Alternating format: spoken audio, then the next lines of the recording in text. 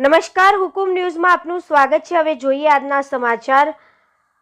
આજે વડોદરા શહેર સ્થિત સયાજીગંજ સૂર્યા પેલેસમાં નેશનલ ફાયર એકેડમી વડોદરા અને all India institute of local self ગવર્નમેન્ટના સંયુક્ત આયોજન હેઠળ નેશનલ કોન્ફરન્સ ફાયર ફાઇટિંગ અને ડિઝાસ્ટર મેનેજમેન્ટ ભવ્ય રીતે યોજાઈ હતી। આ કોન્ફરન્સમાં Japan council, local authority for international relations, clear જાપાનની વિશેષ ભાગીદારી રહી હતી, જ્યાંથી 6 સભ્યોની ખાસ પ્રતિનિધિ મંડળ હાજર રહી હતી। Reporter Farid Shaikh, editor Hina Khan.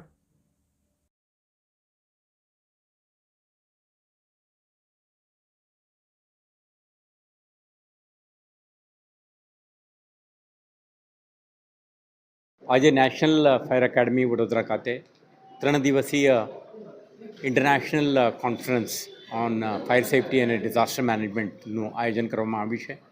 આમાં ગુજરાતના અને વેસ્ટ ઝોનના ફાયર સેફ્ટી અને ડિઝાસ્ટર મેનેજમેન્ટ સાથે જોડાયેલા ડેલિગેટ્સ પાર્ટિસિપેટ કરી રહ્યા છે અને આ કાર્યક્રમમાં વિશેષ રીતે જાપાન અને સિંગાપુરથી નિષ્ણાતો આવેલા છે।